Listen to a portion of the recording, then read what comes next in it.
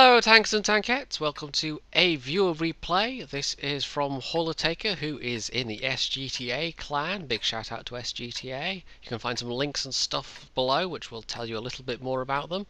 And he's in the Bert, the FV304 tier 6 British light tank that just happens to have a grenade launcher strapped to it. It's not an artillery, you guys. It's very important to note that. It's not an artillery. It's a classic British sports car that just happens to be armed with a howitzer. So, yeah, confession time. I've tried recording this like 3, 4, 5 times already. I've actually lost count. For some reason my mouth is just not connected to my brain today. It's just doing its own thing. And I'm really hoping I can just get through and record just one replay. That'd be nice, but yeah, so far I've just had one of those days where my brain and mouth refuse to work in cooperation. So, fingers crossed. So he's top tier. This is Arctic region map, and he's actually positioned himself where he can help out this corner where all the heavy tanks clash. He's actually positioned himself such that he can fire right round that corner. Now, in part it's the positioning, of course, but also in part it's the ridiculous firing arc of this gun. The shells take a very high trajectory, and it means that you can fire over obstacles that other artillery just could not manage. And you can see there he's actually managed to, we can see blind hit that KV-1S.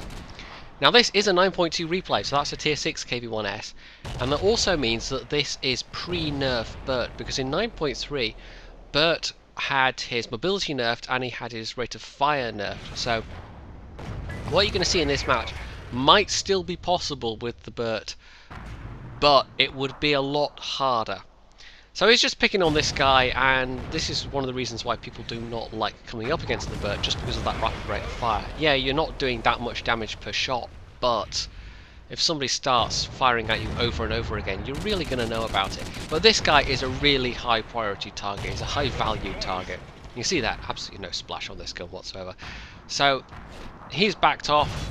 Holotaker's just looking for something else to shoot at. There's a Churchill 3 there. So if we can fire, and bam, there we go. That was a penetrating hit. That was a big hit. Was that Churchill 3 or was that Churchill 7? That was a Churchill 7, I think. Yeah, I'm doing the... Normally I record this from the replay, and I'm actually doing this from the preview window in Sony for a change. And the quality is not particularly spectacular. It's hard to make out the fine detail. Anyway, that KV-1S is pushing, so he can get another shell in the face. Even though we had a decent number of tanks on our team, on Holotaker's team, actually at this corner, they don't seem to be particularly effective, and it's not like the enemy team are really presenting a unified push at all. They seem to be just as disorganised, and yet somehow our defenders, despite there being an ARL and a KV2, as well as I'm not even sure what else, but they just don't seem to be doing any good. And if I had to take a guess, I would say it's probably Holotaker that's doing most of the damage here. Now the ARL got a bit, yeah, he saw that there was a low health SU-100 and went charging in, and then he's encountered this Churchill who, let's not forget, he was not exactly full health to begin with, because Holotaker actually put a big shot into him. And the ARL nonetheless manages to die despite going in full health against two less than full health targets. In fact, the SU was a very easy one-shot. And there we go, there's a kill for Holotaker there.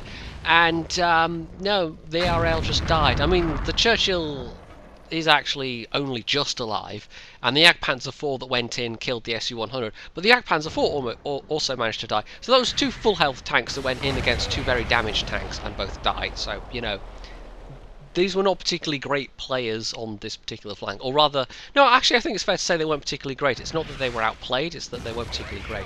So there we go, he does actually manage to damage the Hetzer the second time. That first shot on the Hetzer, I don't even know what happened. It looked like, I mean, he could have hit the end of the gun maybe, but the stubby gun on the Hetzer is so short that I don't know, I really don't know. Maybe the Hetzer was angled enough that there was enough effective armour that it was, you know, enough to negate the HE splash of this particular projectile shell. I said that in a really complicated way and I don't know why. But anyway, he hit the Hetzer in the front and it did 0 damage, so Hetzer OP, clearly. So we have come down to now the last couple of tanks, and they're all kind of grouped around the friendly cap. The north really didn't go very well We can see there the heavy corner. Despite the fact that the opponents weren't, the enemy team weren't really. It wasn't like that was a masterfully coordinated push. It's just our teams seemed to really crumble without really doing much damage. So Hollertaker's actually fallen back. He knows there's a Cromwell there, but the Cromwell's really low health, and he's turning to try and help again. That Churchill's gets taken out, so that's fine. That's one less enemy. But this team really is now on the back foot, and it's come down to the last couple of tank destroyers and a Panzer IV, who is camped right up against the edge of the map, who's not really in a good position to do anything. So there's an Electo. Very, very soft target, even for this gun. That's an easy one shot, but it took the shell, it took the shot rather, way before the circle was, the reticle was aimed. Oh, and there's an ARL. Well, that's right on top of pretty much Hollertaker's position, so the shell time is really negligible, and it's more the reload that's the important thing here. So he's just got to kill this guy, really has. There we go. So he takes out the ARL.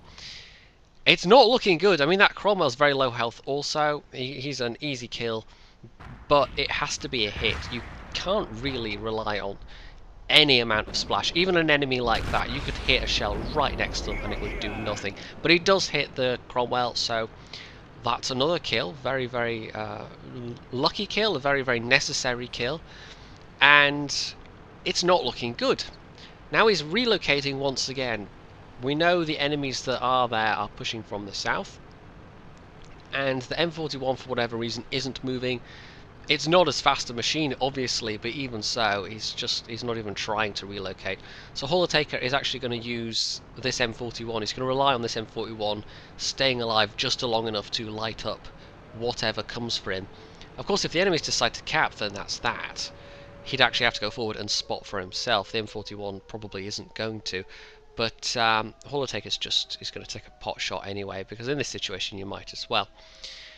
You also get enough shells on this that you can afford to waste a couple of and just blind firing, and like just blind firing of that nature. Normally, if you've got a really long loading artillery, you know, you hold off until you've actually seen something to shoot at. But yeah, in this case it didn't matter. And there we go. He puts one into the box tank, who has unfortunately killed the M41. So it's now just down to Hollertaker. It's 1 versus 4 now. So, okay. Potentially a Kolobanov's medal if he can pull it off. Very lucky that he killed the box tank. There's now just that Electo left, plus the enemy 3 artillery. So, can he do it? Well, the Electo, he just needs to hit him to kill him. That is, you know, that's going to be easy. But the Electo, it depends what gun the Electo's got, actually. If the Electo's got a howitzer, which the Electo does get, he could potentially one-shot Hollertaker. If he's got the 25-pounder, then probably not, but with a high roll maybe, or with HE maybe. But there we go, he sits, he aims, and there we go, he gets him. So, we're now down to 1 arty versus 3 arty. It's not a sure thing, because obviously Bert doesn't have many hit points to work with. And we can see that, we can hear more than anything else, somebody fired and missed, and there's the Bishop. So they have the same gun, but Hollertaker has got the better reload, and there we go, the Bishop fires. Now at this point he could have sat and aimed for the Bishop, and instead he just pelts towards him at full speed and goes for the circle, basically. And this is something that you would struggle to do post 9.3, just because those mobility stats were nerfed. You couldn't circle somebody in the same way. The tank just does not traverse as well. But you can see there the Bishop on the Valentine chassis traverses even more poorly anyway, so it possibly wouldn't have mattered. Oh, that's a very close miss. So there we go. It just catches the superstructure. Bam, one-shot kill. The Bert actually, I think I'm right in saying, again, I can't see the detail on the screen, but I think the Bert actually gets less hit points than the Bishop.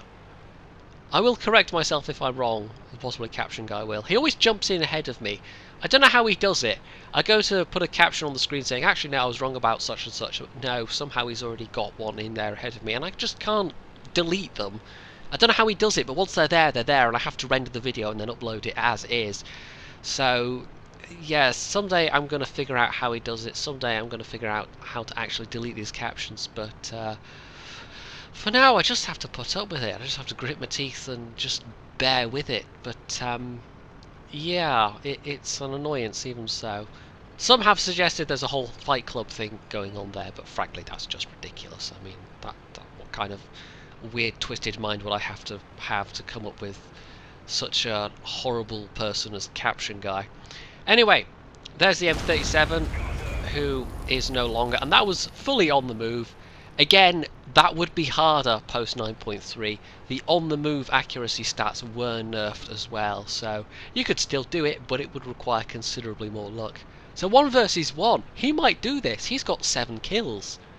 And if he can get this last artillery, not only will he have a not Pools medal, wow, Kolobanov's medal, nearly as good as a Pools medal. He'll have a Kolobanov's medal, he'll have a Radley-Walters medal, but he'll also have a Pascucci's medal. Or will he? Do you have to be in a light tank or a... Maybe you have to be in a non-arty to get Pascucci's. I can't actually remember. It's on the results screen, but regardless, he's going to have a Radley-Walters and a Kolobanov's if he can do it. And that's a big if. This is a tier 5 artillery he's coming up against. And he's checking the usual artillery spot, so he's going to go down here. He's being very cautious. And...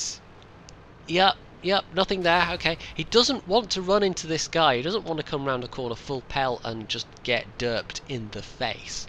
Well, that would be unfortunate, and that would be a premature end to what has been quite an interesting ride so far. I have to imagine the adrenaline was going slightly at this point, because there's not many artillery where you could kill literally half the enemy team and then go in search of the enemy arty, or cap, as the case may be. Now he's actually got binoculars on this, so he's pausing for a moment to let his binoculars come up, but nothing gets spotted. So he's going to go forward. He's also, I should note, using the credit fuel consumable, and on a machine as speedy as the Bert, it really is worth using something like that. It's only 5,000 credits per battle, and if you have a premium account, then in a win you're going to make up for it easily. In a loss, well, you're probably not going to lose that much. You don't have that much of a repair cost. So he's just, again, poking, seeing if there's somebody there, but no. Wherever this artillery is, he's not there. He might have to cap. We're running out of time, though, but there's still enough that one person could, in theory, cap, and it would force this artillery to either come to him or go elsewhere. And we know the M37 was heading towards the cap. The Bishop was almost at our cap, so... oh, never mind. This guy stayed put exactly where he was. And oh, that was a close thing. Yeah, Holotaker actually takes a hit. He manages to shoot back. He knows he's got the reload on this guy. Maybe this time he can actually he gets a hit. Oh no.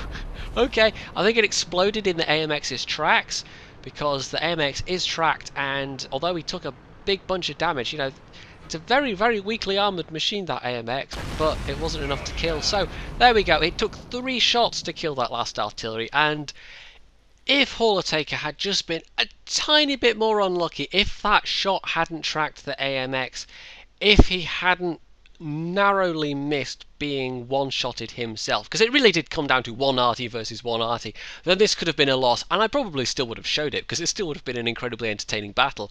But as it was, he walked away with an Ace Mastery badge, Kolobanov's medal, Top Gun, High Caliber, Radley-Walters, Gore's medal for doing 10 times his own hit points of damage, and a counter battery ribbon, which is, I guess, the artillery equivalent of Pascucci's. You don't get Pascucci's as an arty. I was totally wrong about that.